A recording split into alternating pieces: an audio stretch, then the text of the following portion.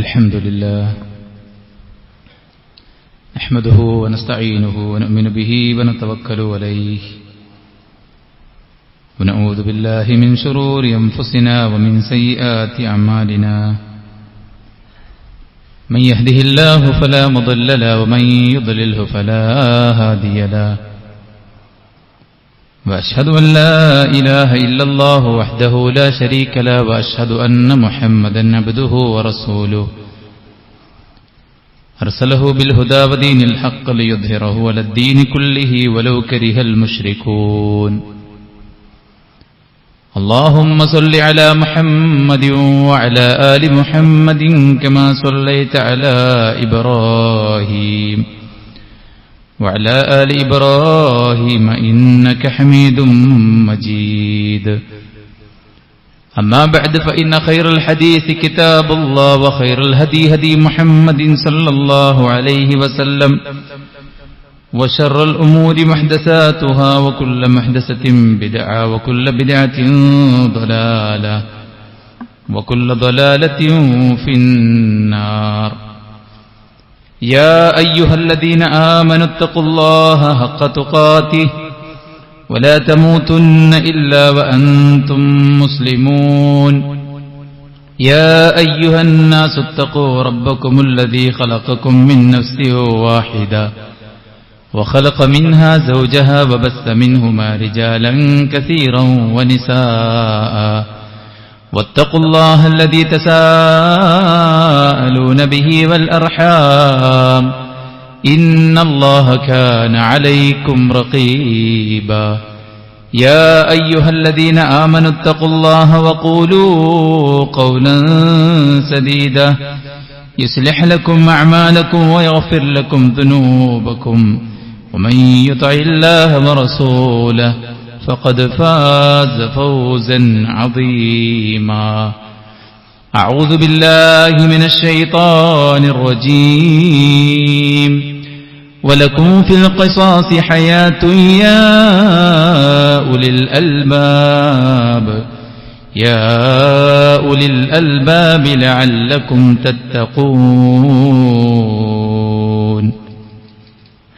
ഏറെ ബഹുമാനമുള്ള സത്യവിശ്വാസിനികളെ, സൃഷ്ടികർത്താവും സർവ്വലോക നിയന്താവും സർവ്വ അനുഗ്രഹങ്ങളുടെയും ദാതാവുമായ അല്ലാഹുവിന്റെ വിധികളും വിലക്കുകളും യഥോചിതം പാലിച്ചു ജീവിക്കാൻ പരിശ്രമിക്കണമെന്ന് ഉണർത്തുകയാണ്, ഉപദേശിക്കുകയാണ്.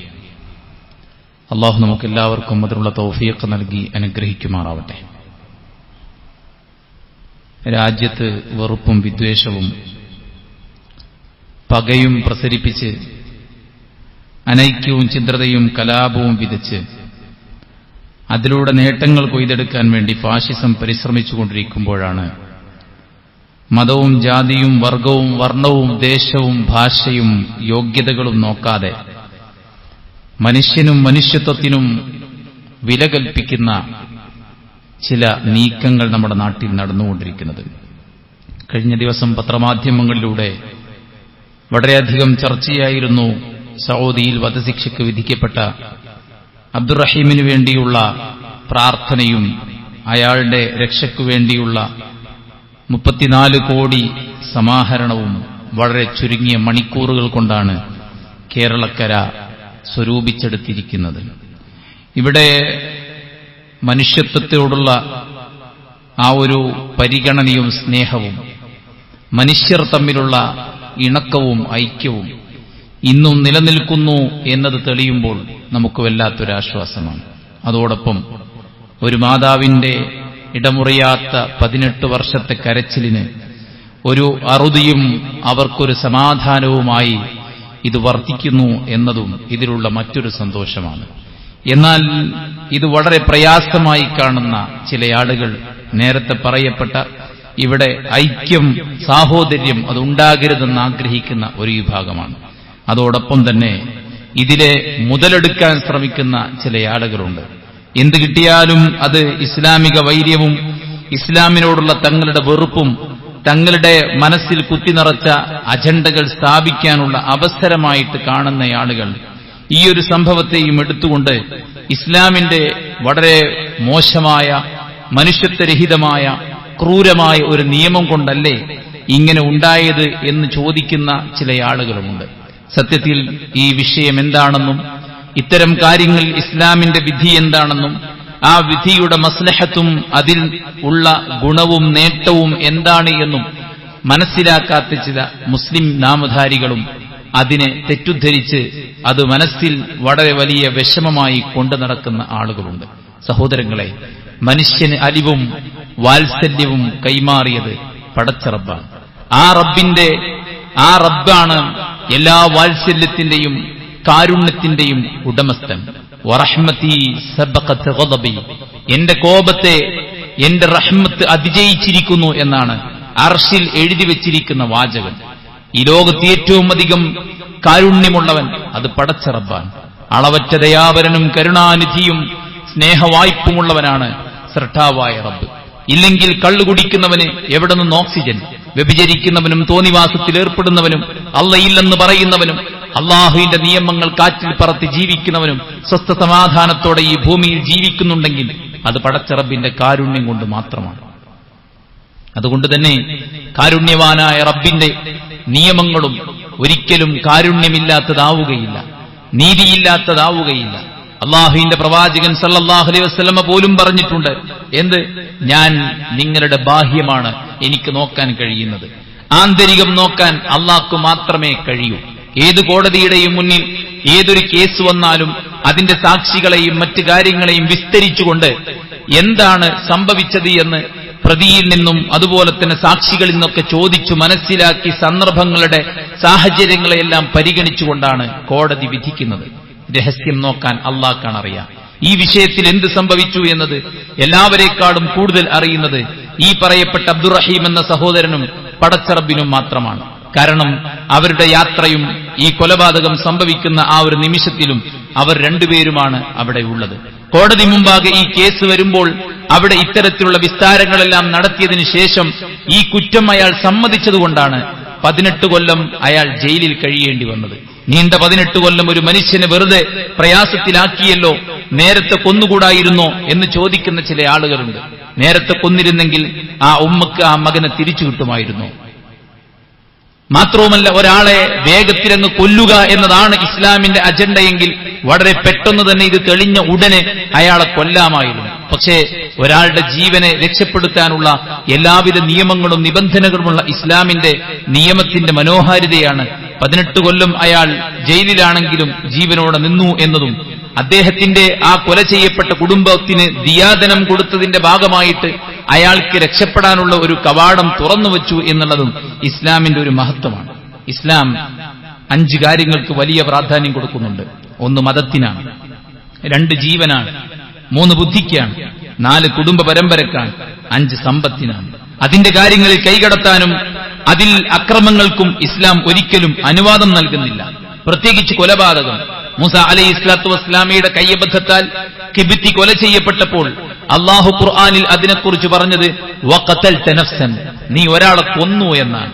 മുഫസ്സിറുകൾ ആയത്തിനെ വ്യാഖ്യാനിച്ചുകൊണ്ട് പറയുന്നത് കൊല്ലാൻ വേണ്ടി കൊന്നതല്ല, അബദ്ധത്തിൽ സംഭവിച്ചതാണ്, ഖത ആണ് സംഭവിച്ചത്. പക്ഷെ എന്നിട്ടും അള്ളാഹു ഖതൽത നഫ്സൻ, നീ ഒരാളെ കൊന്നു എന്ന് പറയാനുള്ള കാരണം കയ്യബദ്ധത്താൽ പോലും, നമ്മുടെ കയ്യബദ്ധത്താൽ പോലും ഒരാളുടെ ജീവൻ ഹനിക്കപ്പെടുക എന്നത് അള്ളാഹിന്റെ അടുക്കൽ ഗൗരവമാണ് എന്ന് തെളിയിക്കാൻ വേണ്ടിയാണ് അങ്ങനെ ഒരു പ്രയോഗം നടത്തിയത്. വിശുദ്ധ ഖുർആൻ പറഞ്ഞത് മൻ ഖതല നഫ്സൻ ബിഗൈരി നഫ്സിൻ ഔ ഫസാദിൻ ഫിൽ അർദ് ഫകഅന്നമാ ഖതല അന്നാസ ജമീഅ, ഒരു മനുഷ്യനെ അന്യായമായി ആരെങ്കിലും കൊല ചെയ്താൽ അവൻ ലോകരെ മുഴുവൻ കൊന്നതിന് തുല്യമാണ്. 34 കോടി, ഇത്രയും ഭീമമായ സംഖ്യ ഒരു ജീവനുണ്ടോ എന്ന് ചോദിക്കുന്ന ആളുകളുണ്ട്. ഒരു ജീവന് 34 കോടിയാണെങ്കിൽ അള്ള പറയുന്നത് 700 കോടി ഇൻറ്റു 34 കോടിയാണ് ഒരു മനുഷ്യന്റെ വില പടച്ചറബിട്ടത്.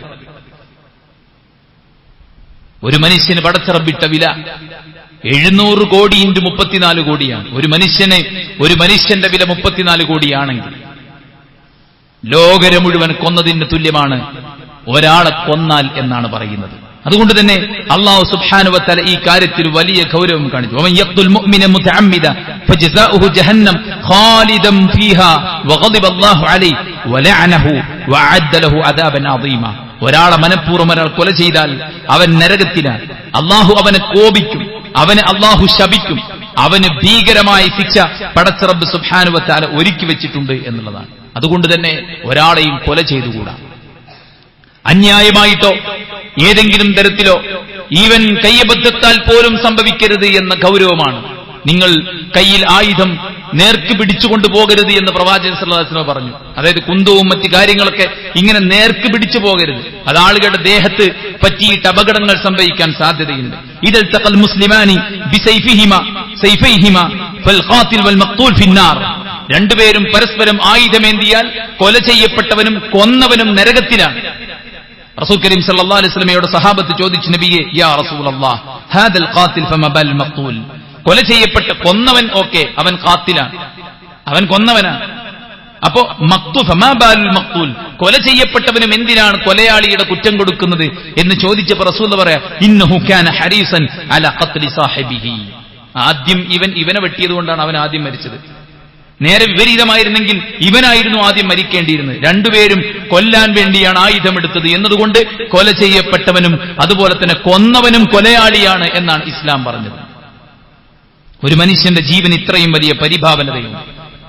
പരിശുദ്ധ മക്കയെ നോക്കി പ്രവാചകൻ സല്ലല്ലാഹു അലൈഹി വസല്ലം പറഞ്ഞു, ഈ ഭൂമിയിൽ അല്ലാഹുക്ക് ഏറ്റവും ഇഷ്ടപ്പെട്ട മണ്ണ് നീയാണ്. അല്ലാഹുന്റെ ഭൂമിയിൽ ഏറ്റവും പരിഭാവനമായ പ്രദേശം പരിശുദ്ധമായ മക്കയാണ്. പക്ഷേ നിന്നേക്കാൾ പരിഭാവനമാണ് ഒരു മനുഷ്യന്റെ അഭിമാനം, അയാളുടെ സമ്പത്ത്, അയാളുടെ ശരീരം.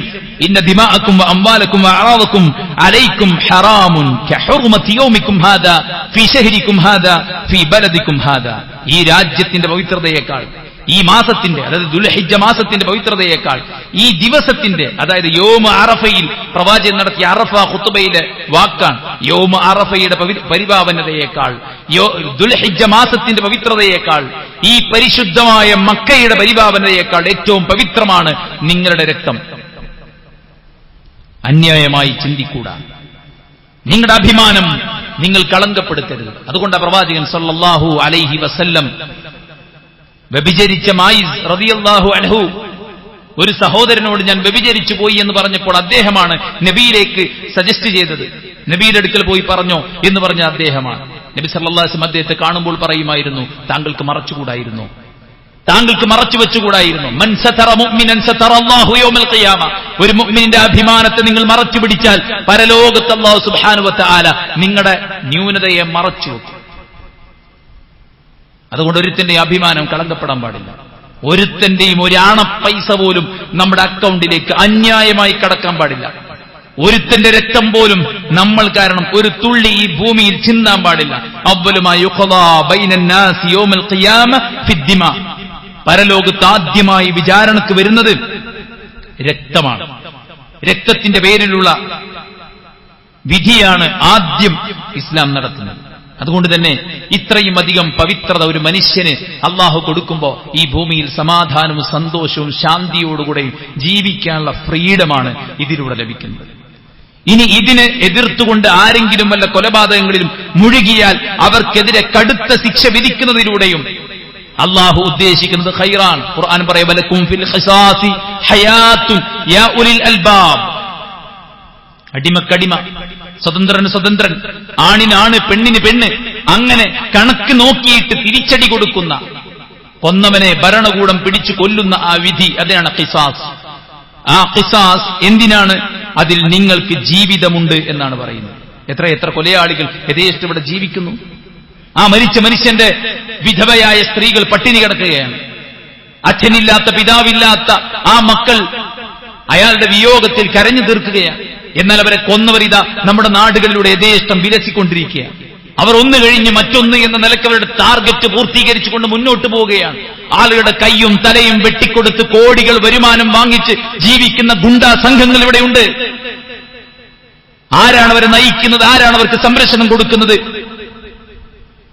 എന്നിട്ട് ഇത്തരത്തിൽ വളരെ വലിയ ക്രൂരതകൾ ഉണ്ടായിട്ട് സ്വന്തം ഒരു വലിയ മാളിന്റെ ഒരു വില്ലയുടെ ഗേറ്റ് കീപ്പറായി നിൽക്കുന്ന ഒരു മനുഷ്യൻ തന്റെ കുടുംബം പോറ്റാൻ വേണ്ടി പ്രയാസപ്പെടുന്ന, പെടാപാടുപെടുന്ന ഒരു മനുഷ്യനെ കാറിടിപ്പിച്ച് കൊലപ്പെടുത്തിയിട്ട് ആ കൊല ചെയ്ത കൊലയാളിയെ രക്ഷപ്പെടുത്താൻ വേണ്ടി ഇവിടുത്തെ രാഷ്ട്രീയക്കാരും ഇവിടുത്തെ സാമൂഹിക ഇത്തരത്തിലുള്ള നിയമത്തിന്റെ രംഗത്ത് പ്രവർത്തിക്കുന്നവർ മുന്നിട്ടിറങ്ങി എന്ന് പറയുമ്പോൾ ഇവിടെ എവിടെയാണ് ജീവന്റെ വില?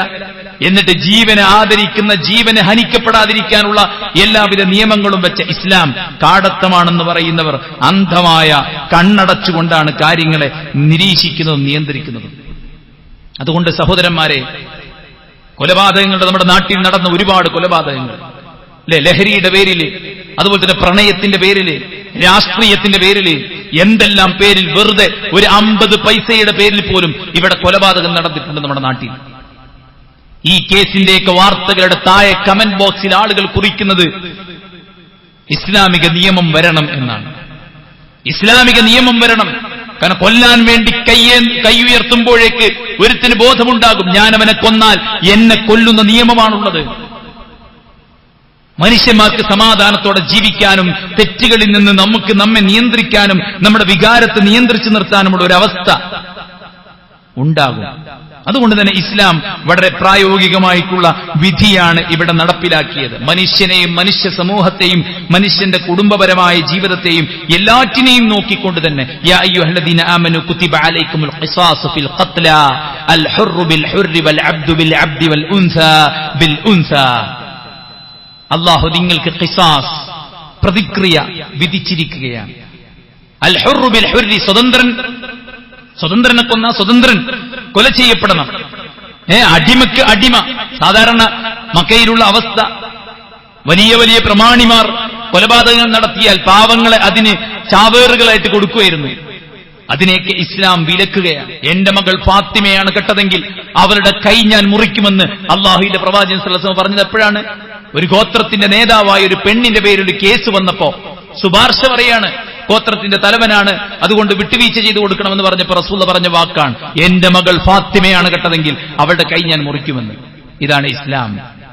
വർഗീയതയില്ലാത്ത, എന്താണോ കാര്യം, എന്താണോ കുറ്റകൃത്യം, അതിന് ഉതകുന്ന ശിക്ഷ എന്താണോ ആ ശിക്ഷ നടപ്പിലാക്കുന്നതിലൂടെ സമാധാനവും ശാന്തിയും അവിടെ നടപ്പാവുകയാണ്. ഇനി കൊല്ലണമെന്ന് നിർബന്ധമല്ല. ഫമൻ ഉഫിയ ലഹു മിൻ അഖീഹി ശൈഉൻ ഫത്തിബാഉ ബിൽ മഅറൂഫ് വഅദാഉ ഇലൈഹി ബിഇഹ്സാൻ ദാലിക തഖ്ഫീഫുൻ മിൻ റബ്ബികും വറഹ്മ ഫമൻ ഇഅ്തദാ ബഅദ ദാലിക ഫലഹു അദാബുൻ അലീം. കുറ്റം ചെയ്ത ഒരു മനുഷ്യന്റെ മേലെ, കുറ്റം ചെയ്യപ്പെട്ട ആളുകൾ, അതായത് കൊല ചെയ്യപ്പെട്ട ആളുകളുടെ ബന്ധുക്കൾ പറയാണ്, അയാളെ കൊല്ലേണ്ടതില്ല, പകരമായി ഞങ്ങൾക്ക് ദിയാദനം നൽകിയാൽ മതി, ഇനി അതും വേണ്ട എന്ന നിലയ്ക്ക് അവർ പൂർണ്ണമായിട്ടും വിട്ടുവീഴ്ച ചെയ്തു തരാൻ തയ്യാറാണെങ്കിൽ അത് അല്ലാഹു സുബ്ഹാനഹു വ തആല സമ്മതിക്കുന്ന കാര്യമാണ്. അത് പടച്ചറബ് കൊടുക്കുന്ന ഇളവാണ്. അതുകൊണ്ട് അതാണ് ഒരു മനുഷ്യൻ കൊല ചെയ്യപ്പെട്ടാൽ ഇവിടെ വേണ്ടത് എന്ന് അല്ലാഹു സുബ്ഹാനഹു വ തആല പറയാം. വകതബനാ അലൈഹിം ഫീമാ അന്ന നഫ്സ ബിന്നഫ്സ്, മനുഷ്യനെ കൊന്നാൽ അവനെ കൊല്ലുക.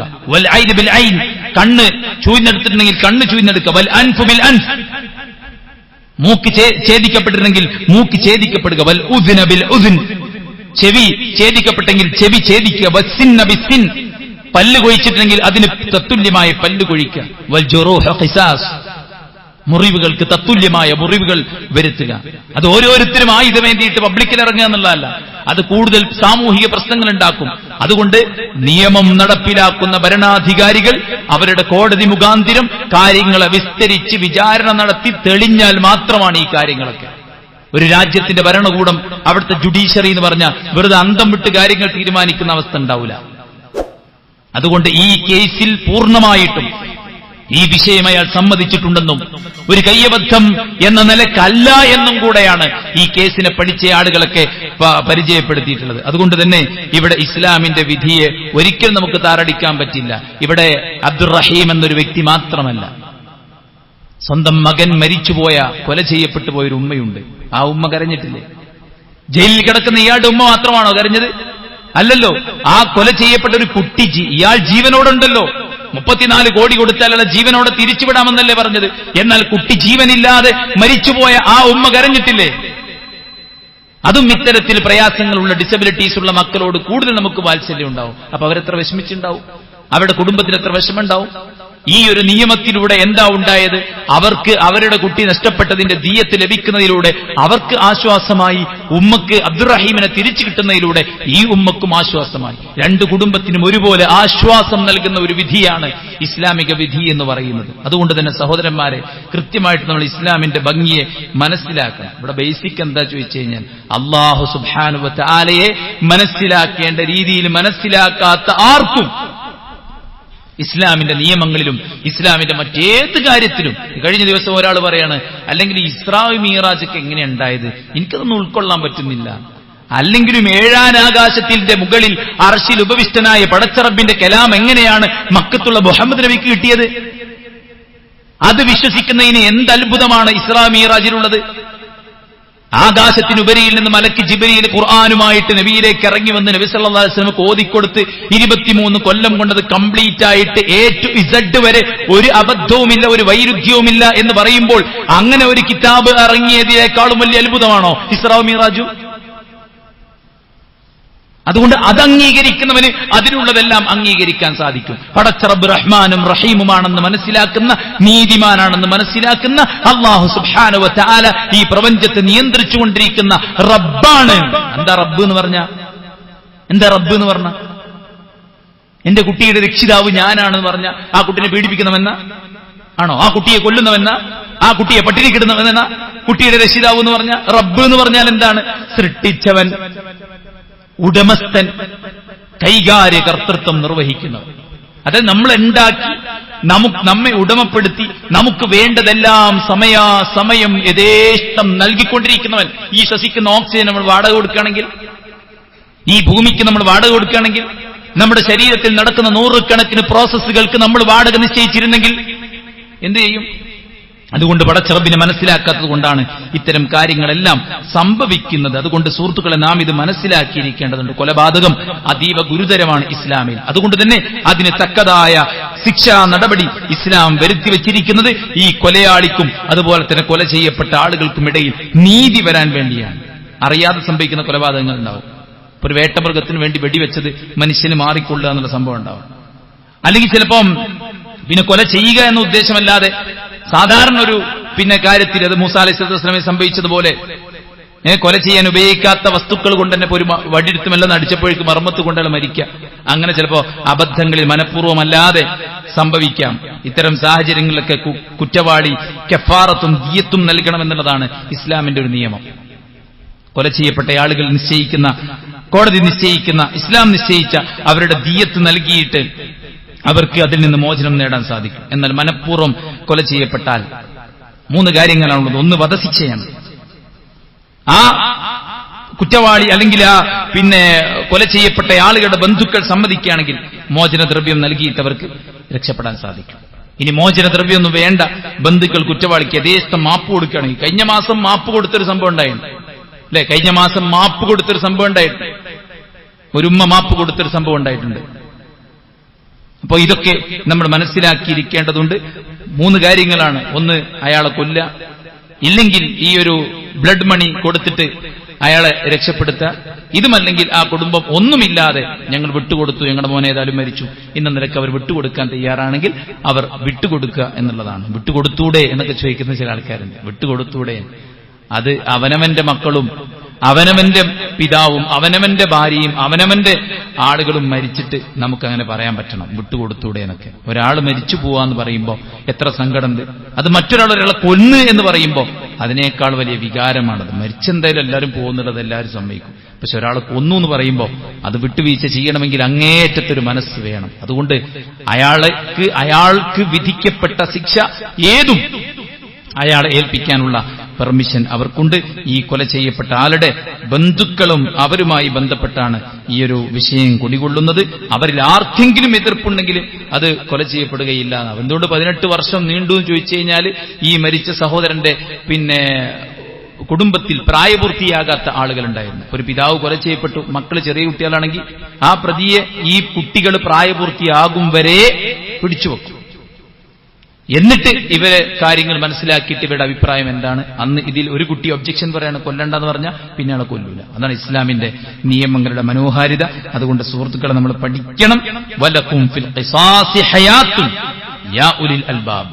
ബുദ്ധിയുള്ള ചിന്തിക്കുന്നവരെ, ഖിസാസിൽ നിങ്ങൾക്ക് ജീവിതമുണ്ട് എന്ന ആ ഖുർആനിന്റെ വാക്കാണ് നമ്മളെല്ലാവരും ഉൾക്കൊള്ളേണ്ടത്. അല്ലാഹു സുബ്ഹാനഹു വ തആല അല്ലാഹുവിന്റെ ദീനിനെ കൃത്യമായി പഠിക്കാനും അത് പകർത്താനും നമുക്ക് തൗഫീഖ് നൽകി അനുഗ്രഹിക്കട്ടെ.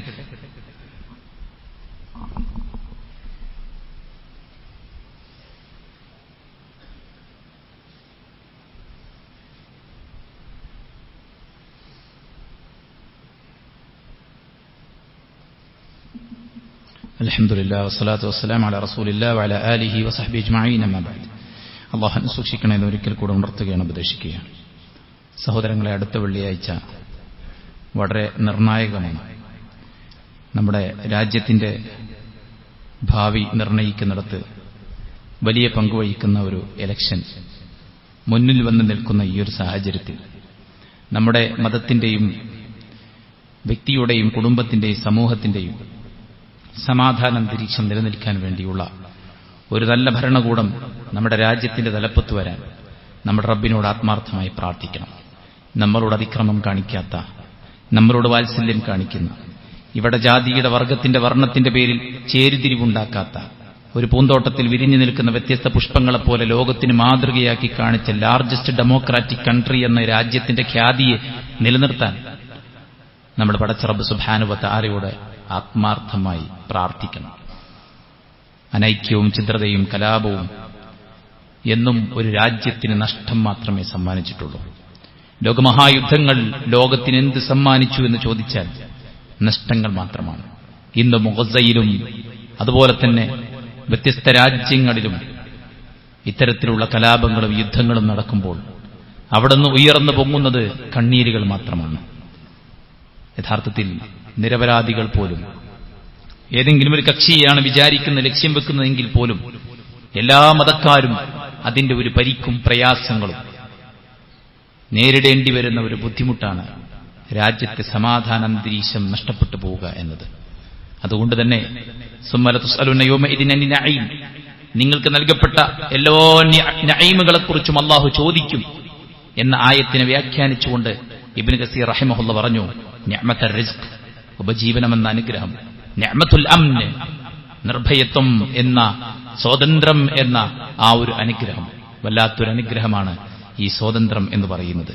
അതുകൊണ്ട് ഇത് നിലനിൽക്കാൻ സഹോദരന്മാരെ നമുക്ക് എന്ത് ചെയ്യാൻ സാധിക്കും? ഒന്ന്, ആത്മാർത്ഥമായി പ്രാർത്ഥിക്കുക. പടച്ച റബ്ബ് സുബ്ഹാനഹു വ തആലയോട് കരഞ്ഞു പ്രാർത്ഥിക്കണം. ബദറിൽ സംഘം കുറവായിരുന്നു, ആയുധം പരിമിതമായിരുന്നു, പരിചയമാകട്ടെ വളരെ കുറച്ചാളുകൾക്ക് മാത്രമാണ്. ഒരു യുദ്ധത്തിന് മുൻകൂട്ടി കണ്ടുകൊണ്ടല്ല ബദറിലേക്ക് പുറപ്പെട്ടത്. പക്ഷേ ബദറിൽ വിജയമുണ്ടായി. വകം മിൻ ഫിഅത്തിൻ ഖലീല ഗലബത് ഫിഅതൻ കസീറ. എത്ര ചെറിയ സംഘങ്ങളാണ് വലിയ സംഘത്തെ ജയിച്ചടക്കിയത് എന്ന് ഖുർആനിൽ അല്ലാഹു പറയുന്നുണ്ട്. ബദറിന്റെ വിജയം പ്രവാചകൻ സല്ലല്ലാഹു അലൈഹി വസല്ലമയുടെ ആത്മാർത്ഥമായ പ്രാർത്ഥനയാണ്. പ്രാർത്ഥിച്ച് പ്രാർത്ഥിച്ച് പ്രാർത്ഥിച്ച് പ്രവാചകന്റെ ഷോൾഡറിലെ മുണ്ട് വീണപ്പോ അതെടുത്തു കൊടുത്തുകൊണ്ട് പ്രവാചകനോട് അബൂബക്കർ സിദ്ദീഖ് റളിയല്ലാഹു അൻഹു ചോദിക്കുന്നുണ്ട്, പ്രവാചകരെ പോരെ, അല്ലാഹു വിജയം വാഗ്ദാനം ചെയ്തിരിക്കെ ഇനിയും ഇങ്ങനെ പ്രാർത്ഥിക്കണോ എന്ന്. അത്രയധികം പ്രവാചകൻ സല്ലല്ലാഹു അലൈഹി വസല്ലം പ്രാർത്ഥിച്ചു. അതോടൊപ്പം സുഹൃത്തുക്കളെ, നമ്മുടെ ദൈവഭയമാണ്. റമദാൻ കഴിഞ്ഞു, ദിവസങ്ങൾ മുന്നോട്ട് പോകുമ്പോൾ പഴയ കാഴ്ചകളും കേൾവികളും ചിന്തകളും പ്രവർത്തനങ്ങളിലേക്ക് നമ്മൾ മാറുമ്പോൾ അള്ളാഹുവിന്റെ സംരക്ഷണ വലയത്തിൽ നിന്ന് നമ്മൾ പുറത്താവുകയാണ്. അള്ളാഹു മുത്തഖീങ്ങളുടെ കൂടെയാണ്, മുഹ്സിനീങ്ങളുടെ കൂടെയാണ്, മുഖ്ലിസീങ്ങളുടെ കൂടെയാണ്. വ ഇന്നല്ലാഹ മഅൽ മുഅ്മിനീൻ, അള്ളാഹു മുഅ്മിനീങ്ങളുടെ കൂടെയാണ്. അതുകൊണ്ട് നമ്മുടെ ഈമാനിനെ, നമ്മുടെ ഇസ്ലാമിനെ നമ്മൾ ഏറ്റവും നല്ല നിലക്ക് കൊണ്ടുപോകണം. ഇന്ന് സുബഹിന്റെ ജമാഅത്തിന് പള്ളിയിലുണ്ടായിരുന്നവർ ഒന്ന് കൈപൊക്കാൻ പറഞ്ഞാൽ അറിയാം നമ്മൾ റമദാൻ കഴിഞ്ഞ് എത്ര മാറി എന്നത്. സുഹൃത്തുക്കളെ, പള്ളിയിലുണ്ടാകണം. പടച്ച റബ്ബ് സുബ്ഹാനഹു വ തആലയിലേക്കുള്ള ഇബാദത്തുകൾ നമ്മൾ ശ്രദ്ധിക്കണം.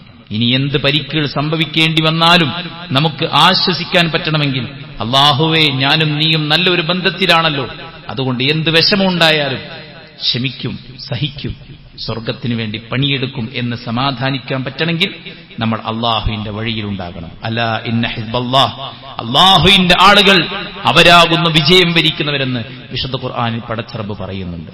വിശ്വാസികൾക്ക്, മുഅ്മിനീങ്ങൾക്കാണ് ഇസ്സത്ത്, അവർക്കാണ് അള്ളാഹു പരിശുദ്ധിയും ഉയർച്ചയും നൽകുന്നത്. അതുകൊണ്ട് രണ്ടാമത് നമ്മൾ അള്ളാഹുവിലേക്ക് കൂടുതൽ അടുക്കാൻ ശ്രദ്ധിക്കാനുള്ള. മൂന്നാമത്തെ കാര്യം എന്താ പറയുക? ഫാസിസത്തെ തോൽപ്പിക്കാൻ നമ്മുടെ മുമ്പിലുള്ള ഏറ്റവും വലിയ ആയുധം ബാലറ്റാണ്. നമ്മൾ വോട്ട് ചെയ്യുക എന്നുള്ളതാണ്. ഈ വെള്ളിയാഴ്ച ദിവസമായപ്പോൾ ചില ആളുകളൊക്കെ വലിയ പ്രയാസം പ്രകടിപ്പിച്ചിരുന്നു. സാധാരണക്കാരായ നമ്മൾ കുടുംബത്തോടൊപ്പം വളരെ നേരത്തെ തന്നെ പോയി ക്യൂവിൽ നിന്നാൽ നമുക്ക് ജുമഅക്ക് ഒരു ഭംഗവും സംഭവിക്കാതെ വോട്ട് ചെയ്ത് തിരിച്ചു പോരാൻ സാധിക്കും. അതുകൊണ്ട് പതിവിന് വിരുദ്ധമായി നമ്മൾ സാധാരണ ചെയ്യാറുള്ളത് കുറച്ചൊക്കെ ഒന്ന് തിരക്കൊന്ന് ഒഴിഞ്ഞോട്ടെ എന്ന് വിചാരിച്ച് കാത്തുക്കും. അല്ലെ? അപ്പൊ ഒന്നുകൂടെ തിരക്കാവും. പിന്നെ അങ്ങനെ വൈകുന്നേരം വരെ കാത്തുക്കണ സാഹചര്യം ഉണ്ടാവും. വൈകുന്നേരം വരെ കാത്തു നിന്നാൽ ചിലപ്പോൾ മെഷീനറിക്ക് എന്തെങ്കിലും പ്രയാസങ്ങൾ ഉണ്ടാവുക, മറ്റു പല ബുദ്ധിമുട്ടുകൾ ഉണ്ടാവുക, അതൊക്കെ സംഭവിക്കും. അതുകൊണ്ട് വളരെ നേരത്തെ തന്നെ എല്ലാവരും കുളിച്ചു മാറ്റി വോട്ടിന് വേണ്ടി പോയി വോട്ട് കഴിഞ്ഞ് നേരെ പള്ളിയിലേക്ക് വരുന്ന ഒരു സാഹചര്യം ഉണ്ടാകണം. പിന്നെ ഇതിന്റെ ഉദ്യോഗസ്ഥരായ ആളുകളെ സംബന്ധിച്ചിടത്തോളം പലപ്പോഴും ഈ നാട്ടുകാരല്ലാത്ത ആളുകളായിരിക്കും ഇവിടെ പോളിംഗ് ബൂത്തുകളിലൊക്കെ ഉദ്യോഗസ്ഥന്മാരായിട്ടുള്ളത്. ഉദ്യോഗസ്ഥരായ ആളുകളെ സംബന്ധിച്ചിടത്തോളം അവർക്ക് ഈ ഒരു കാര്യത്തിൽ ഇളവുണ്ട്. ഒന്നവർ യാത്രക്കാരാണ്, മറ്റൊന്ന് അവർ ഇത്തരമൊരു അനിവാര്യ ഘട്ടത്തിലാണ്. അതുകൊണ്ട് ഈ അനിവാര്യ ഘട്ടത്തിൽ അവർക്ക് ഇളവുണ്ട്. അവർ യാത്രക്കാരുടെ പരിധിയിൽ വരുന്ന ആളുകൾക്ക് ളുഹറും അസറും ജംആക്കി കിട്ടുന്ന റെസ്റ്റിന്റെ സമയത്ത് അവർ ജംആക്കി നമസ്കരിച്ചാൽ മതി. അവർ ജുമഅക്ക് പോകൽ നിർബന്ധമില്ലാത്ത കാര്യമാണ്.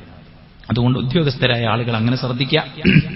അല്ലാത്ത ആളുകൾ വളരെ വേഗത്തിൽ തന്നെ വോട്ട് കാര്യങ്ങൾ ചെയ്തുകൊണ്ട് എന്ത് ചെയ്യുക, മുന്നോട്ട് പോവുക. ഇവിടെ നമ്മളേതെങ്കിലും തരത്തിലുള്ള രാഷ്ട്രീയമോ മറ്റു കാര്യങ്ങളോ അതിനപ്പുറത്ത് നമ്മുടെ രാജ്യത്തിന്റെ മതപരമായ ഭാവിയും കാര്യങ്ങളുമാണ് നമ്മൾ ശ്രദ്ധിക്കേണ്ടതായിട്ടുള്ളത്. ഇവിടെ ചില ആളുകളൊക്കെ പറയും, ഞാൻ പണ്ടേ വോട്ട് ചെയ്യാറില്ല, അതുകൊണ്ട് എനിക്ക് വെള്ളിയാഴ്ചയായാലും കുഴപ്പമില്ല, ശനിയാഴ്ചയായാലും കുഴപ്പമില്ല. അത് വലിയൊരു കാര്യമായിട്ടാണ് പറയാറുള്ളത്. യഥാർത്ഥത്തിൽ അതൊരു വലിയ കാര്യമായിട്ടൊരിക്കലും നമ്മൾ മനസ്സിലാക്കേണ്ടതില്ല. ഒരു സഹോദരിയുടെ ഗർഭിണിയുടെ വയറ്റിൽ തടവി വോട്ട് ചോദിച്ചു ഒരാള്. ഗർഭിണിയുടെ വയറ്റിൽ തടവിയിട്ട് വോട്ട് ചോദിച്ചു ഒരു സ്ഥാനാർത്ഥി. അപ്പൊ ഒരു സഹോദരി പറഞ്ഞു, നിങ്ങൾ ആ ഗർഭത്തിന്റെ വയറ്റിലിങ്ങനെ തടവിയപ്പോ എനിക്ക് ഓർമ്മ വന്നത് അന്ന് ഗുജറാത്തിൽ ഒരു ഗർഭിണിയെ ശൂലത്തിൽ കുത്തിയിട്ട്, ഗർഭസ്ഥ ശിശുവിനെ ശൂലത്തിൽ കുത്തിയിട്ട് പൊക്കിയ ആ അനുഭവമാണ് എനിക്ക് ഓർമ്മ വരുന്നത് എന്ന് പറഞ്ഞ ഒരു സാഹചര്യമുണ്ട്. അതുകൊണ്ട് രാജ്യത്തിന്റെ നല്ല ഭാവി ആഗ്രഹിക്കുന്ന നമ്മളെല്ലാവരും വോട്ട് ചെയ്യണം എന്നത് സുഹൃത്തുക്കളെ ഒരു മതപരമായ ദൗത്യമാണ് തന്നെ ആയിട്ട് തന്നെ നമ്മളത് കാണണം. മതപരമായ ദൗത്യമായിട്ട് തന്നെ നമ്മളത് കാണണം. കാരണം നമ്മുടെ ജീവന്റെ, നമ്മുടെ ആരാധനയുടെ, നമ്മുടെ സമൂഹത്തിന്, നമ്മുടെ വ്യക്തിയുടെ സ്വാതന്ത്ര്യവും ഇവിടുത്തെ ദഅവത്തും ഇവിടുത്തെ ദീനീയായ കാര്യങ്ങളും അല്ലെ ഓരോരോ പള്ളികൾ പിടിച്ചെടുത്തുകൊണ്ടിരിക്കുകയാണ്. ആരാധനാ സ്വാതന്ത്ര്യം ഹനിക്കപ്പെട്ടുകൊണ്ടിരിക്കുകയാണ്. ഏക സിവിൽ കോഡ് വരുന്നതിലൂടെ ഒരു മുസ്ലിമിനെ ഇസ്ലാമികമായിട്ട് വിവാഹം ചെയ്യാനോ ഇസ്ലാമികമായിട്ട് വിവാഹമോചനം നടത്താനോ മറ്റ് അവരുടെ പിതാവ് മരിച്ചാൽ സ്വത്ത് വീതം വെക്കാനോ ഒന്നും പറ്റാത്തൊരവസ്ഥയിലേക്കാണ് കാര്യങ്ങൾ വരിക. ചില ആളുകൾ പറയും ഇനി ഇലക്ഷൻ ഉണ്ടാവില്ല എന്നും പറയുന്നത്. അതുകൊണ്ട് വോട്ട് ചെയ്യില്ല എന്നുള്ളത് വലിയൊരു അഭിമാനമായി കാണണ്ട. കുറച്ച് ക്യൂ നിന്നാലും കുറച്ച് ക്ഷീണിച്ചാലും രാജ്യത്തിന്റെ ഭാവിക്ക് വേണ്ടി നാം ചെയ്യുന്ന വലിയൊരു കയ്യൊപ്പാണത്. പട്ടിണി കിടന്ന് കാലിൽ ചെരുപ്പില്ലാതെ രാജ്യത്തിന്റെ സ്വാതന്ത്ര്യത്തിന് വേണ്ടിയാണ് നമ്മുടെ മുൻഗാമികൾ പടപൊരുതിയത് എങ്കിൽ അവർ ആ നേടിത്തന്ന സ്വാതന്ത്ര്യം നിലനിർത്താൻ വേണ്ടി അല്പനേരം ക്യൂവിൽ നിന്നാൽ നമുക്കൊരു പ്രശ്നവുമില്ല. അല്ലാഹു സുബ്ഹാനഹു വ തആല എല്ലാ നിലക്കുമുള്ള സമാധാനവും സന്തോഷവും നമുക്ക് പ്രദാനം ചെയ്യുമാറാവട്ടെ. അല്ലാഹു നമ്മുടെ രാജ്യത്ത് മനുഷ്യ സ്നേഹികൾക്ക് അധികാരം തിരിച്ചു നൽകുമാറാവട്ടെ. എല്ലാവിധ അനൈക്യത്തിൽ നിന്നും ഛിദ്രതയിൽ നിന്നും കലാപത്തിൽ നിന്നും അല്ലാഹു നമ്മുടെ രാജ്യത്തെ കാത്ത് രക്ഷിക്കുമാറാവട്ടെ. ഇവിടെ അനൈക്യവും കലാപവും ഉദ്ദേശിക്കുന്ന ആളുകൾക്ക് അല്ലാഹു സന്മനസ് തോന്നിക്കുമാറാവട്ടെ. അവരുടെ അജണ്ടകൾ അല്ലാഹു പരാജയപ്പെടുത്തുമാറാവട്ടെ. അവരുടെ സംഘശക്തിയെ അല്ലാഹു ചിന്ന ഭിന്നമാക്കുമാറാവട്ടെ. അവരുടെ സാമ്പത്തിക സ്രോതസ്സിനെ അല്ലാഹു സുബ്ഹാനഹു വ തആല പ്രതിസന്ധിയിലാക്കുമാറാവട്ടെ. അല്ലാഹു സുബ്ഹാനഹു വ തആല മുഅ്മിനീങ്ങൾക്ക് ഇസ്സത്ത് പ്രദാനം ചെയ്യട്ടെ. അല്ലാഹുവിൻ വഴിപ്പെട്ട് ജീവിക്കുന്ന മുത്തഖികളായി അല്ലാഹു നമ്മെ സ്വീകരിക്കുമാറാവട്ടെ. നമ്മുടെ പാപങ്ങൾ കാരണത്താൽ അല്ലാഹു സുബ്ഹാനഹു വ തആലയുടെ ശിക്ഷയിൽ നിന്ന് അല്ലാഹു നമ്മളെ കാത്ത് രക്ഷിക്കുമാറാവട്ടെ. ജീവിതത്തിന്റെ ഇന്നലകളിൽ സംഭവിച്ച എല്ലാ വീഴ്ചകളും അല്ലാഹു വിട്ടുപുറത്ത് മാപ്പാക്കി തരട്ടെ. നമ്മുടെ രോഗികൾക്ക് അല്ലാഹു ശിഫാഉൻ ആജിൽ സമ്മാനിക്കട്ടെ. നമ്മിൽ മരിച്ചു പിരിഞ്ഞവർക്ക് അല്ലാഹു മഗ്ഫിറത്തും മർഹമത്തും നൽകി അനുഗ്രഹിക്കുമാറാവട്ടെ.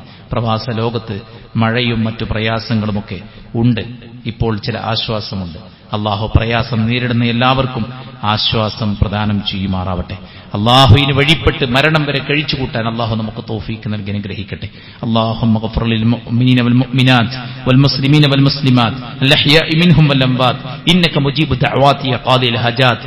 അല്ലാഹുമ്മ റബ്ബനാ തഖബ്ബൽ മിന്നാ ഇന്നക അൻത സമീഉൽ അലീം വതുബ് അലൈനാ ഇന്നക അൻത തവ്വാബുർ റഹീം. റബ്ബനാ ആതിനാ ഫിദ് ദുനിയ ഹസന വഫിൽ ആഖിറതി ഹസനതൻ വഖിനാ അദാബൻ നാർ. ആമീൻ.